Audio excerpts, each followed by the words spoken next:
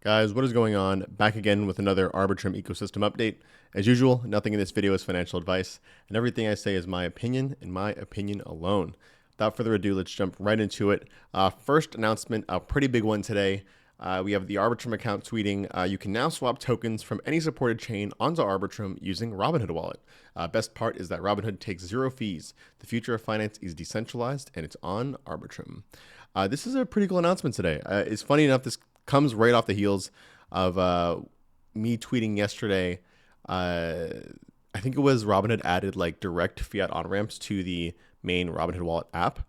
So essentially, you can buy ETH, or you can buy ETH essentially on Ethereum or ETH on Arbitrum, and essentially have it, available in app right away.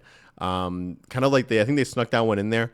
This was also another one that I think was also snuck in there, but it seems like in this case it was actually announced to Twitter as well. So there's a couple things happening. I think a lot of people right now are kind of comparing the Coinbase and the the Coinbase, I guess technically, and the Optimism partnership, kind of like similar to how the Robinhood and the Arbitrum partnership is shaping out. And I listed here that Robinhood is shipping constant updates for the Arbitrum ecosystem, including token discovery, cross-chain swaps that went live today. NFTs viewable in app, which I haven't really kind of showcased that much yet. I definitely have to remember to do that because you can see your Arbitrum NFTs within the Robinhood wallet, which is great. And then, of course, yesterday was the direct on-ramp for Arbitrum. So what's next? Let's see.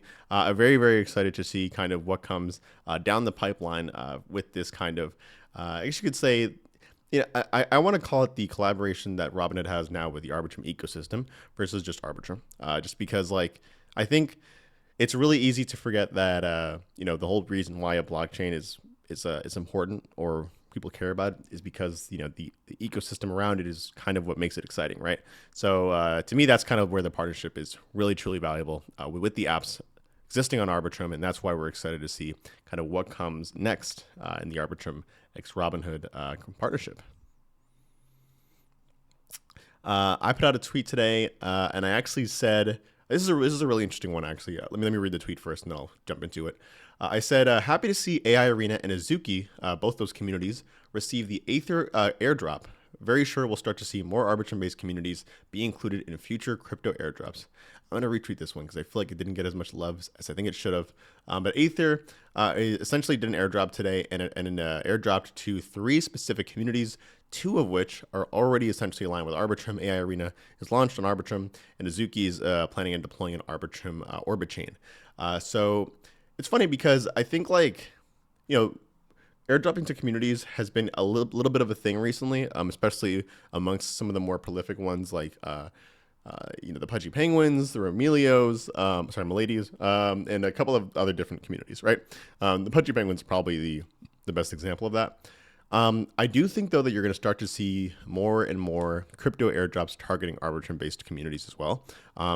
Number one, because the Arbitrum communities essentially now span a whole lot of different collections, including technically the apes, the Azukis, technically the punks, because Yuga owns punks and whatnot. Those collections, but I also think ones that are based on Arbitrum as well. So AI Arena, and hopefully soon maybe stuff like the Knowers, Small Brains, the Blueberry Club. I do truly, I am very interested in seeing in which kind of Arbitrum-based communities are targeted next for some of these airdrops. And I think it's good. Obviously, it's positive. I think some people may look at it as like, oh, look, they're trying to steal your users, but in all reality, it's like I think it's more so not stealing users. It's more so kind of trying to bring them in from other communities that are known to be kind of just very dedicated and very loyal. So really looking forward to seeing more of this happen. Again, I don't know if that necessarily means just NFT based communities. It could be like token based communities as well on Arbitrum. Who knows? But it is cool to see it first happening with AI Arena and Azuki, of course. So shout outs to Aether Cloud for including them. We have a tweet here by Gelato Network. They say, I'm not going to read this entire thing because it's a lot, but they essentially announced a AI-powered gaming L3 called Anomaly. Is it called Anomaly? Yeah. AI-powered layer 3 for gaming. Built, of course, using the Arbitrum Orbit stack, with using the AnyTrust, I guess, for their data availability. And I think, was there anything else here that they used in particular? zero gas environment, and guaranteed fair play with on-chain randomness, native account abstraction, and chain abstraction powered by Socket. Pretty interesting stuff, actually. It's funny because I think like to date, I feel like a lot of the AI stuff just feels like a lot of fluff, to be honest with you. I'm not saying Anomaly is that. I'm just saying to date, that's kind of what it's felt like. So I am truly looking forward and excited to see different kind of AI, I guess AI-based layer threes kind of taking, just putting a different spin on AI, I guess. In this case, I do like the fact that it's zero gas and everything is abstracted away from what it looks like that. Those are the experiences that I'm looking for, I think, when I think of layer threes.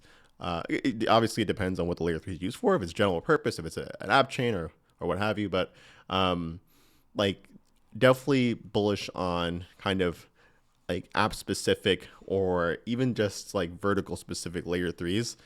They have like a very niche audience, I guess, that they're trying to hit. That to me is kind of where layer threes will shine the most, in the months, years to come. But yeah, shout outs to Anomaly, of course, for launching.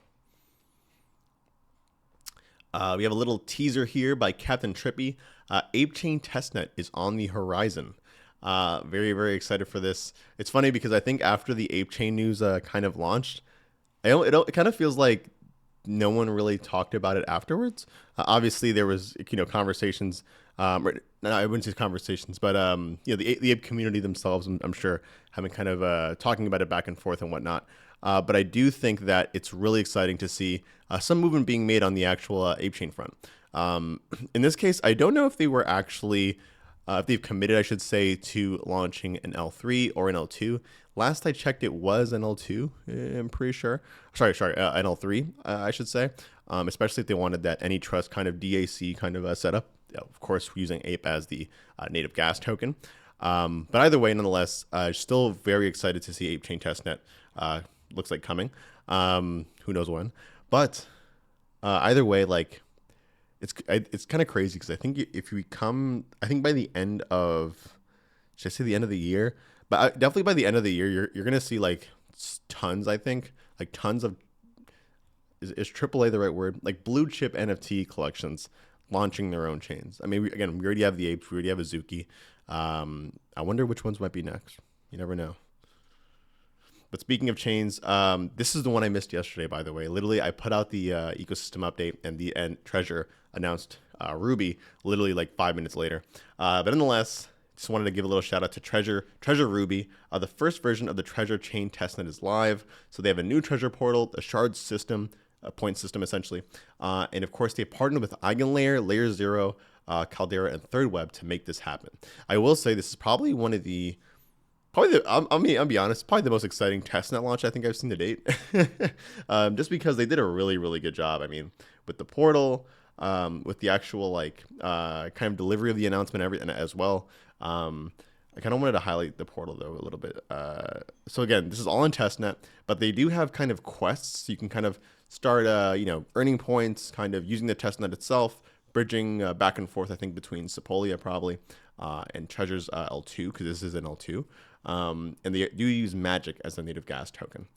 So definitely very exciting for all those, This is a long time coming, by the way. For those of you who don't know, Treasure's been talking about having their own chain since they came to Arbitrum way back when. And I did want to again highlight the EigenLayer thing though, because that was kind of, it definitely caught me by surprise a little bit. Let me see. Oh no, they didn't announce it in the thread. They announced it in here. Let me look at the Substack.